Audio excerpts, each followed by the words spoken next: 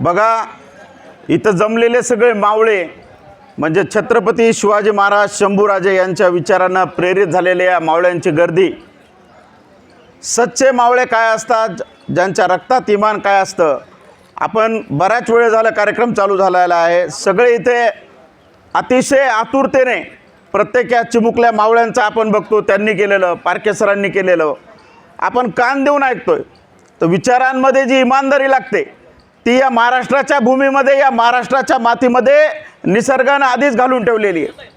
तर येथे जमलेले आपले तमाम मावळे सच्चे शिव छत्रपतींच्या विचारांचे पाईक असणाऱ्या यांच्यासाठी मला म्हणावंसं वाटते, अरे शेर कभी बिकते नहीं है कुत्तों के बाजार में, अरे शेर कभी बिकते नहीं है कुत्तों के बाजार में, और बिकने वाले टिकते नहीं मेरे शिवबा के दरबार में, और बिकने वाले टिकते नहीं मेरे शिवबा के दरबार में. आपण बघतो 12व्या शतकापासून माझ्या महाराष्ट्रामध्ये, माझ्या भारतावर इस्लामी राज्याची राजवट होती, सुलतानी राज्याची राजवट होती.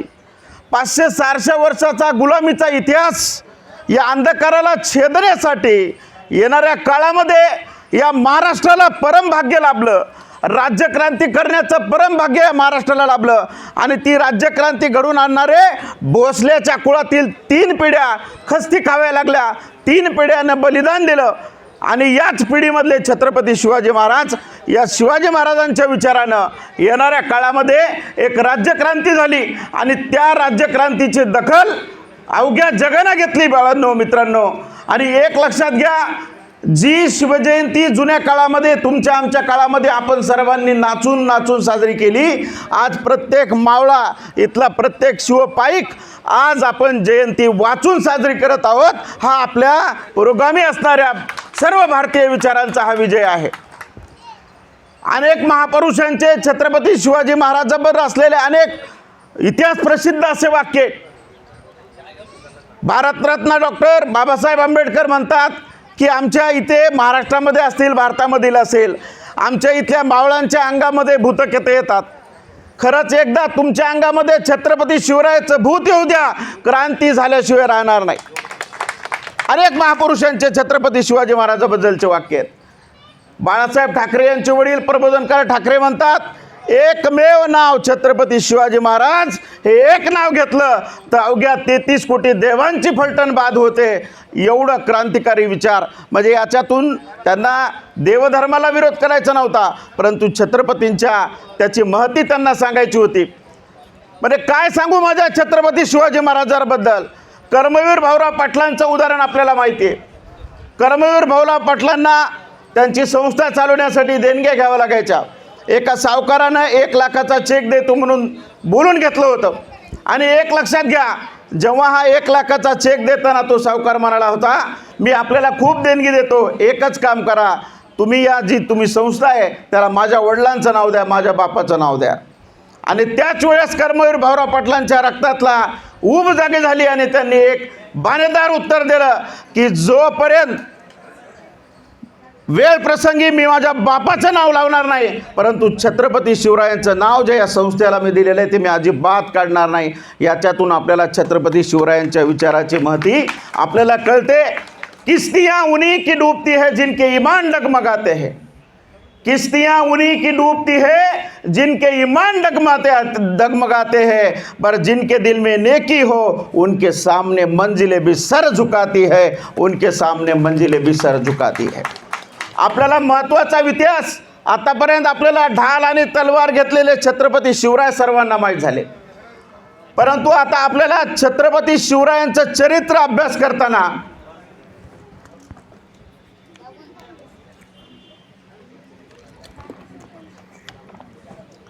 काही महत्त्वाच्या मुद्द्यांचा अभ्यास करायचा आहे.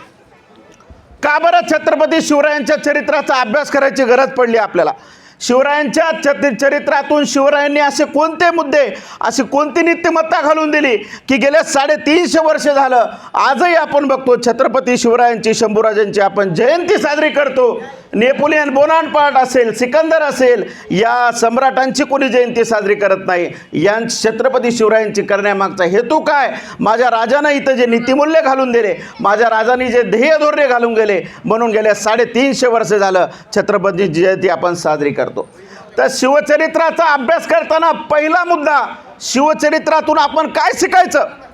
तर शिवचरित्रातून आपण एक मुद्दा पहिला मी सांगतो आहे, तो म्हणजे आदेशाची एकवाक्यता. कृपया आपले बाजूला विनंती आहे, जे कोणी देणार आहेत ब्लड डोनेशन, आणि 1-2 आपले थांबा, सगळ्यांना ऐकू द्या, संयोजनातर्फे विनंती. तर पहिला मुद्दा मला सांगायचा तो म्हणजे आदेशाची एकवाक्यता. शिवरायांनी दिलेला आदेश तळागाळाच्या मावळ्यांपर्यंत कसा जायचा?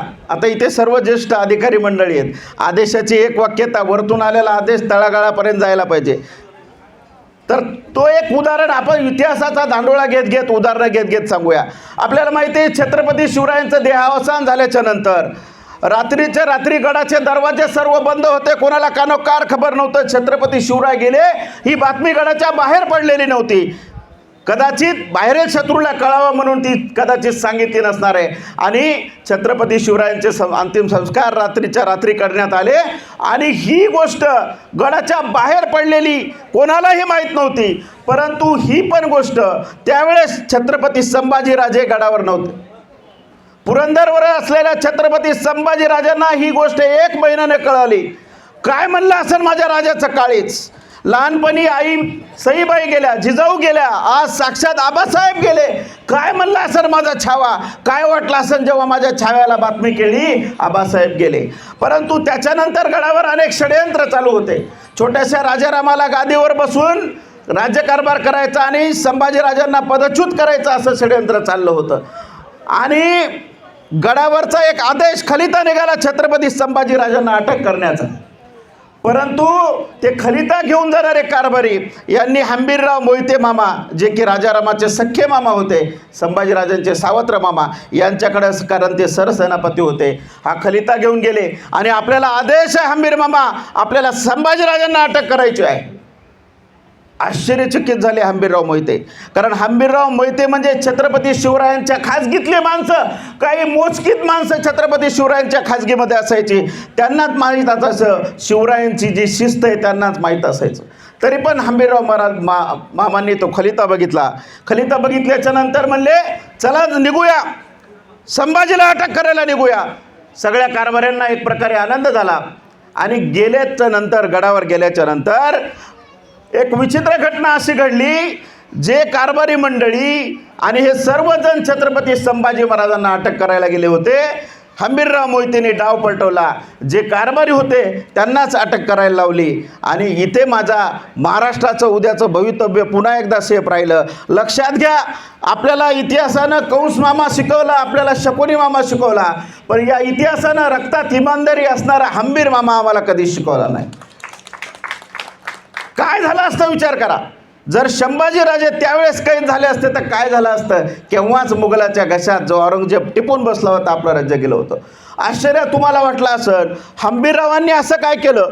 सख्या भाच्याला गादीवर बसवायचे, परंतु असं काय केलं? मी तुम्हाला आधीच सांगितलं, छत्रपती शिवरायांचे जे चरित्र आहे, चरित्रातून काय अभ्यासायचं हेच अभ्यासायचं. आदेशाची एक वाक्यता काय होतं? जो खलिता होता त्या खलित्यावर छत्रपती शिवरायांच्या सहीचा शिक्का नव्हता.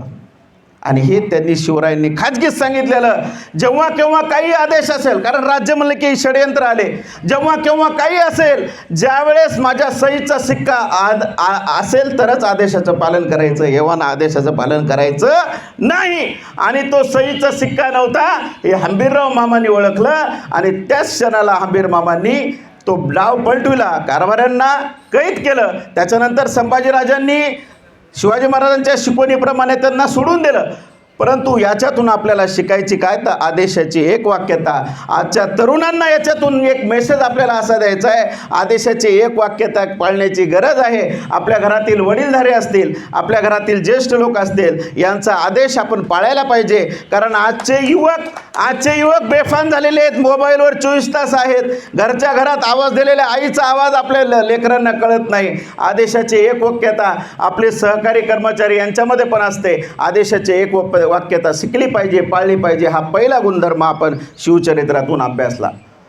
त्यानंतर शिवचरित्राचा अभ्यास करताना दुसरा मुद्दा आपण चर्चेला घेऊया, तो म्हणजे कमीत कमी माणसाचा उपयोग करून जास्तीत जास्त शत्रूंची दानादान कशी उडवायची हे शिवचरित्रातून शिकायचं. आता सरांनी सांगितल्याप्रमाणे लाल महालामध्ये 1.25 लाखाची फौज शाहिस्तेखानाची. मग या लाल महालामध्ये जर शाहिस्तेखान तिथं राहिला असता, की ज्या पुण्यामधून उद्याचं स्वराज्य निर्माण झालं होतं ते पुन्हा बेचिराग झालं असतं. 1.25 लाखाची फौज होती आणि या 1.25 लाखाच्या फौजेमध्ये शिवाजी महाराजांचे मोजकेच मावळे आतमध्ये लाल महालामध्ये घुसले. आणि लाल महालामध्ये घुसल्याच्या नंतर छत्रपती शिवाजी महाराज माझे मानसशास्त्राचे अभ्यासक पण होते. ह्या ज्या काही गोष्टी आहेत ना, शिवाजी महाराजाला देवप्रसन्न, शिवाजी महाराजांना जादूटोणा येते, हे सगळं प्रसन्नाचं काम कोणी केलं होतं? शिवाजी महाराजांचं गुप्तहेर खातं बैरजी नाही. ती काय अंधश्रद्धा, आपल्याला त्याच्यावर विश्वास ठेवायचा नाही. परंतु समोरच्या शत्रूला घाबरून टाकण्यासाठी रात्रीच्या अंधारात, किर अंधार होता, लाल महालाचा चप्पा माझ्या शिवाजी महाराजांना माहीत होता. कारण माझ्या छत्रपतींचं बालपण लाल महालात गेलं होतं. म्हणून रात्रीच्या अंधारामध्ये सगळ्या मल्लांनी एकाच हल्ला कल्लोळ केला, शिवाजी आया, भागो दौडो, शिवाजी आया. हल्ला कल्लोळ माजला. सगळ्या अंधारामध्ये कापाकापी सुरू झाली आणि अक्षरशः शाहिस्तेखान शिवाजी आया म्हणल्याच्या नंतर पळून जायचा प्रयत्न करू लागला. आपल्याला माहिती आहे जिवावरचं कशावर बेतलं, बोटावर. शाहिस्तेखानाची बोटं तुटली. शाहिस्तेखान पळत सुटला, त्यांच्या काही राणीसोबत पळत सुटला. परंतु त्या काळजी करत होत्या की महालामध्ये आपल्या मुलीबाळी आहेत, काय होईल आपल्या मुलीबाळीचं? शिवाजीचे माणसं उचलून नेतील. शाहिस्तेखान म्हणाला, एकमेव राजा माझा, ज्या राजाला विरोधक पण सन्मान करायचे. शाहिस्तेखान म्हणाला, ती शिवाजीची माणसं आहेत, ती बाया बापड्यांना उचलून नेत नाही, धरून नेत नाहीत, तर सन्मान आणि सत्कार करतात. हे एकमेव वाक्य त्यावेळेसचे शाहिस्तेखानाचं. म्हणजे विरोधक पण छत्रपतींची आपण बघतो की स्तुतीच करायचे. आणि हे झाल्याच्या नंतर मला मुद्द्याकडे यायचं आहे की काय शिकायचं या शिवचरित्रातून. कमीत कमी माणसाचा उपयोग करून जास्तीत जास्त शत्रूंची दानादान कशी उडवायची. आता लक्षात घ्या, 1.25 लाखाच्या फौजेमध्ये किती माणसं गुंतले होते? मोजकीच माणसं. बाहेर आल्याच्या नंतर किती शिल्लक राहायला पाहिजे होते पोरांनो? आपण थोडी चर्चा करूया. बाहेर आल्यावर ज्या 1.25 लाखाच्या खानाच्या फौजेत माणसं घुसली, बाहेर आल्यावर किती शिल्लक राहायला पाहिजे होते? 4-10 मरायला पाहिजे होते की नाही? पण लक्षात घ्या, बाहेर आल्याच्या नंतर जेवढे मावळे आत घुसले होते लाल महालाच्या, तेवढेच मावळे परत आले. अंगावर खरंच तक नाही. याला म्हणतात नियोजन. द मॅनेजमेंट गुरु छत्रपती शिवाजी महाराज. नियोजनाचा बादशाह म्हणजे छत्रपती शिवाजी महाराज. म्हणून छत्रपती शिवाजी महाराजांवरून मॅनेजमेंट गुरु नावाचं पुस्तक आहे. त्याच्यात तुम्ही जर अभ्यास केला, शिवचरित्राचा एक मुद्दा तुम्हाला तिथे अभ्यास करता येतो. आणि शिवचरित्राचा अभ्यास करताना आपण तिसऱ्या मुद्द्याकडे जाऊया. तिसरा मुद्दा असा आहे,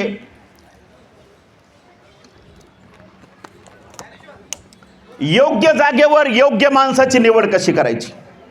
आपल्याला माहिती आहे छत्रपती शिवाजी महाराज बालपणापासून आई जिजाऊनं बाळ कडूळ पाजवलं होतं. आपण म्हणतो की छत्रपती शिवाजी महाराज घडायला पाहिजे, शंभूराजे घडायला पाहिजे. परंतु हे 2-2 छत्रपती देणारी माता जिजाऊ घरामध्ये लागते. या इथे आपल्याला योग भाग्य लाभलं, जिजाऊ इथे आहेत, इथे जिजाऊच्या कन्या आहेत. फार महत्त्वाचं आहे की जिजाऊ जर घरात असल्या तरच छत्रपती घडतात. हा महाराष्ट्राच्या इतिहासानं घालून दिलेलं उदाहरण आहे. आणि आपण पुढे अभ्यास करताना की हा मुद्दा फार महत्त्वाचा. योग्य जागेवर योग्य माणसाची निवड कशी करायची हे माझ्या छत्रपती शिवरायांकडून शिकायचं. मुद्दा तसाच आहे. लहानपणी शिवाजी महाराज आपल्या बाळ सवंगड्यासोबत जंगलामध्ये बसलेले, त्यांचे सगळे बाळ सवंगडी मावळे जंगलामध्ये बसलेले, आणि लहानपणापासून माझ्या शिवाजी महाराजांना सवय होती गड किल्ले बांधायचे, मोहिमा आखायच्या, गुप्त बैठका घ्यायच्या. अशीच एक बालशुभांची एक गुप्त बैठक चालू होती. मावळे समोर बसलेले होते आणि काही मावळे झाडावरती वर लपलेले होते. छोटे बालमावळे. सांगण्यात आलं होतं कोणी जर शत्रू येत असेल त्यावेळेस फक्त आम्हाला खबर करायची, पक्ष्यांचे तुम्हाला जे कोणते आवाज येतील ते आवाज काढायचे आणि आम्हाला सांगायचं की शत्रू येत आहे. आणि तेवढ्या वेळात गुप्त मीटिंग चालू असताना एक अंगावरती कांबळ पांघरलेला, पागोटा गुंडाळलेला एक छोटा मावळा हातात काठी घेऊन येत होता. तरच वरच्या जे काही मावळे लपलेले होते झाडावरती त्यांनी मोराच्या ओरडण्याचा आवाज केला. मोराच्या ओरडण्याला काय म्हणतात बाळांनो? केकारो. गुड, तिच्यासाठी टाळ्या वाजवा. केकारो केला, आवाज केला. मधले सगळे सावध झाले, शत्रू येतोय, शत्रू येतोय. आणि हा मावळा समोर त्या गुफेच्या तिथे आल्याच्या नंतर, मला राजाला भेटायचे जी, मला राजाच्या सैन्यात सामील व्हायचे जी, मला आतमध्ये जाऊ द्या जी. आणि बाहेर दोन उभे असलेले गार्ड ते म्हणतात अजिबात जायचं नाही, मध्ये राजांचं खलबत्ता चालू आहे, गुप्त मीटिंग चालू आहे. राजांच्या कानावर गोष्ट गेली, अरे कोण आहे ना तिकडे बाहेर?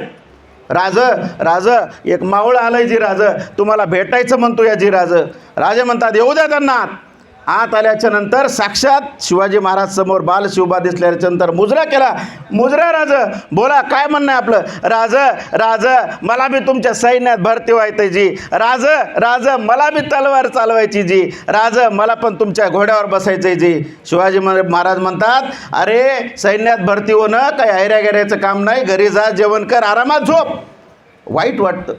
हा जे कांबळ पांगल्याला छोटा बालमावळा आहे त्याला वाईट वाटतं की मला सैन्यात भरती व्हायचे, मला स्वराज्यासाठी योगदान द्यायचे, मला राजा असं का म्हणतायत. आणि नाराज होऊन हताश होऊन परत निघत असतो. परत निघताना एकच सांगतो, मी एक गोष्ट सांगतो जी, तुमचे जे मावळे ओरडल्यात ना जी, त्यांनी जे आवाज केलाय ना मोरांचा, त्यांना सांगा या मोसमात मोर आळत नसतात.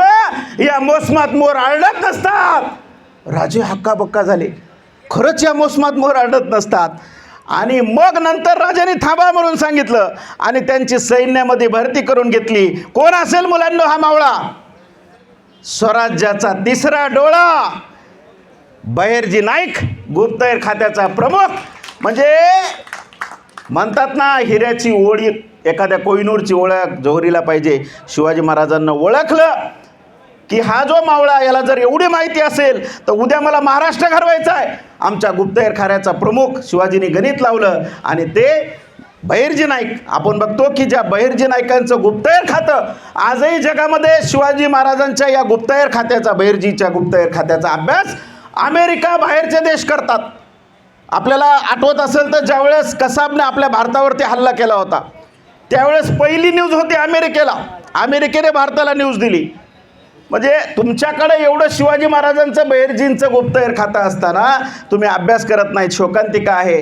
तरी पण या गोष्टींचे आपण शिवचरित्रातून हे शिकायला पाहिजे की आपण योग्य जागेवर योग्य माणसाची निवड करायला पाहिजे. हे प्रशासनामध्ये कामाला येतं, आपल्या घरच्या गोष्टीमध्ये पण कामाला येतं. एखाद्या कामाची जबाबदारी तरुणांनो तुम्हाला जर उद्या एखाद्यावर द्यायची असेल तर त्या माणसातला योग्य गुण आपल्याला कळायला पाहिजे आणि ते योग्य गुण घेऊनच आपण पुढे यांची आपल्याला पुढं त्यांना पाठवता येतं, पुन्हा देता येतं. दुसरी एक गोष्ट सांगताना मित्रांनो,